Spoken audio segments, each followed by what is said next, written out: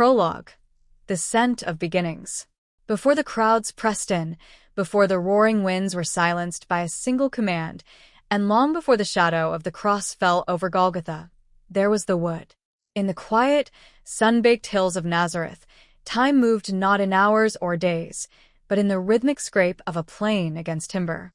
Here, the air was thick, not with the smoke of incense from the great temple in Jerusalem, but with something far more grounded, the rich, earthy, and sweet aroma of cedar. It was the smell of creation. In a modest workshop, a young boy with calloused hands and eyes as deep as ancient wells stood beside his earthly father, Joseph. He learned to read the wood before he learned to read the scrolls of Isaiah. He learned that every piece of timber had a history, a grain, a breaking point, and a purpose. Cedar, imported from the majestic forests of Lebanon, was a luxury, sturdy, fragrant, and resistant to decay. It was the wood of kings and temples. Yet, here it was in the hands of a humble artisan and his son. The boy, Yeshua, Jesus, would often hold a rough-hewn block of cedar to his face, breathing in its essence. It smelled of life. It smelled of patience. And in the quiet of that dust-moted room, the carpenter's son began to understand the profound truth that everything broken could be reshaped, and everything rough could be made smooth, provided the maker possessed enough love and a steady hand. This is the story of how the smell of cedar gave way to the scent of truth. Chapter 1. The Grain of the Wood. For 30 years, the world knew Jesus only as the carpenter. He was a man of the earth.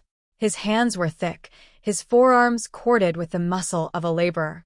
He knew the ache of a long day's work and the satisfaction of a joined beam that fit perfectly, without a single iron nail. Look at the grain, Yeshua. Joseph had taught him years ago, his older, weathered hands guiding the boy's fingers over a plank of olive wood. You cannot force the tool against the grain. It will splinter. It will fight you. You must work with what the Creator placed inside it. Jesus carried that lesson in his heart. As he grew into manhood, taking over the shop after Joseph's passing, he applied this wisdom not just to the cedar, sycamore, and olive wood he shaped into yokes, plows, and tables, but to the people of Nazareth. He watched the Roman soldiers march through the streets. He saw the tax collectors extorting their neighbors. He witnessed the widows weeping for alms. He saw that humanity, much like wood, was knotted. It was warped by sin, splintered by grief, and hardened by pride. The religious elite of the day, the Pharisees, tried to force the people against their grain with impossible laws, causing them to break. Jesus knew a different way. He knew that to build something eternal, one had to touch the wood with grace. He spent his days crafting furniture, but in the quiet hours of the night, under the canopy of the Galilean stars, he conversed with his Father in heaven. The time of preparation was nearing its end. The tools of iron and brass were to be laid down. The tools of spirit and truth were to be taken up. On his final day in the workshop, Jesus swept the cedar shavings from the dirt floor one last time. He picked up a small offcut of Lebanese cedar, breathing in its enduring, sweet fragrance, and tucked it into his pouch. It was time to build a new temple, one not made of wood and stone, but of flesh and spirit. Chapter 2. The Wilderness and the Word. The transition from carpenter to rabbi was marked by water and wilderness. At the river Jordan, the heavens tore open and the Spirit descended.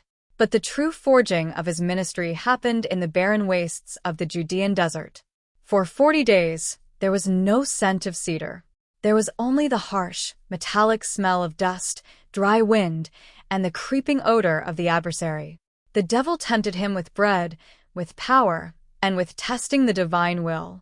But Jesus stood as firm as the great cedars of Lebanon. He did not splinter. He answered every temptation with the immovable truth of Scripture. When he returned to Galilee, his voice had changed. It carried the resonance of absolute authority. He began to gather his materials, not timber, but men. He did not choose the polished, refined scholars of Jerusalem. He went to the shores of the Sea of Galilee and chose rough, unhewn men. Fishermen like Peter, James, and John. A tax collector named Matthew. Zealots and doubters. They were naughty, warped by their flaws and rough around the edges. To the world, they were useless scrap. To the carpenter, they were the foundation of a kingdom. "Follow me," he told them, and they left their nets. As they walked the dusty roads from Capernaum to Jericho, Jesus began to teach. He spoke in parables, stories grounded in the everyday reality of the people. He spoke of seeds sown in different soils, of lost sheep, of foundations built on sand versus rock. Therefore, everyone who hears these words of mine and puts them into practice is like a wise man who built his house on the rock. The rain came down, the streams rose, and the winds blew and beat against that house, yet it did not fall, because it had its foundation on the rock. He was still a builder. He was still showing them how to construct a life that would not rot or collapse when the storms of life inevitably raged. Chapter 3. The Friction of Truth. As his ministry expanded, so did the friction. Truth, when spoken in a world accustomed to shadows, acts like a sharp saw against hardened timber. It creates heat.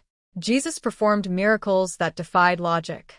He gave sight to the blind, made the lame walk, and commanded the storms to cease. But it was his words that caused the most violent reactions. He dared to touch the untouchable lepers. He ate with sinners. He forgave sins, a right reserved only for God. The Pharisees and Sadducees, the established religious builders of the day, felt threatened. Their power was built on a complex scaffolding of rules and regulations. Jesus was tearing their scaffolding down, exposing the rotting wood beneath.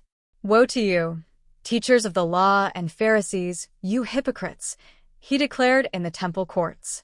"You are like whitewashed tombs, which look beautiful on the outside but on the inside are full of the bones of the dead and everything unclean."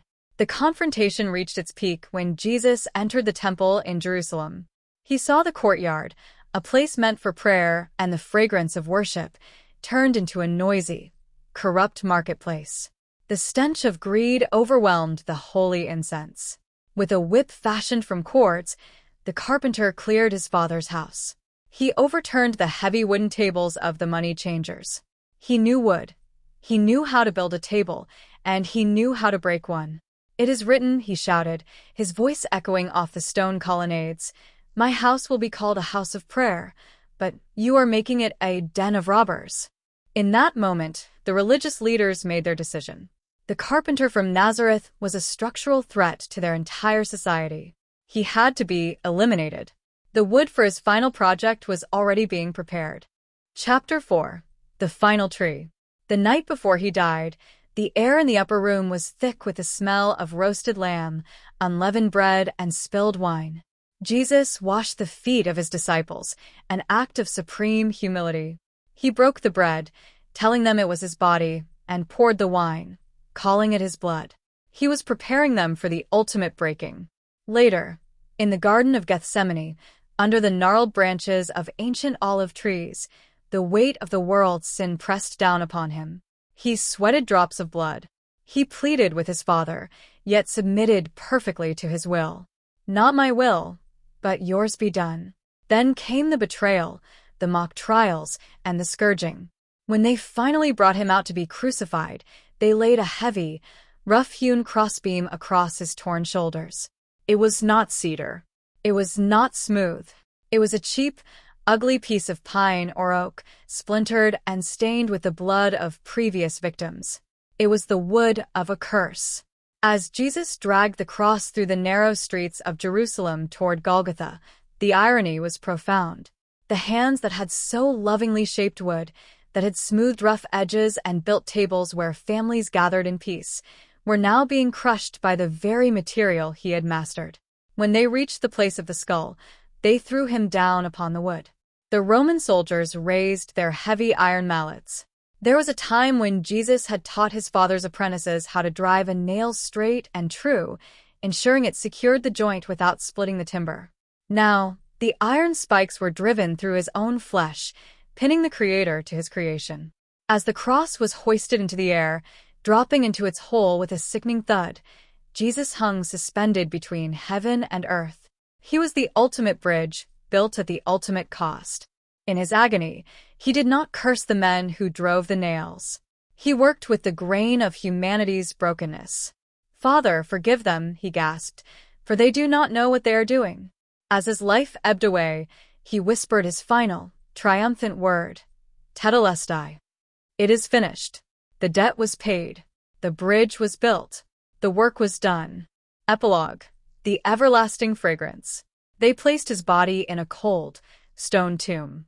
The world went dark, and the smell of death, of myrrh, aloes, and stale air, filled the cavern. The disciples huddled in locked rooms, their hopes shattered like cheap, brittle timber. They believed the story was over. But the creator of the wood is not bound by the grave. On the third day, the stone was rolled away, not by human hands, but by divine power. The tomb was empty.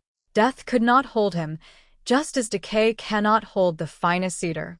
When Mary Magdalene encountered him in the garden, she did not recognize him at first.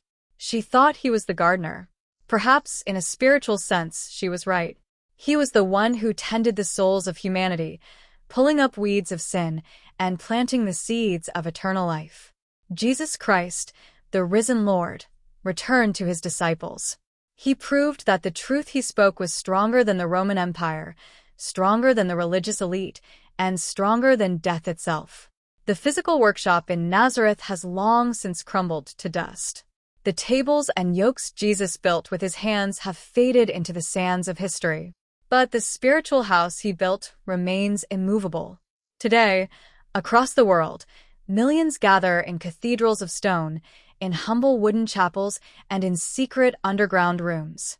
They come broken, splintered, and warped by the world. And there, they meet the carpenter.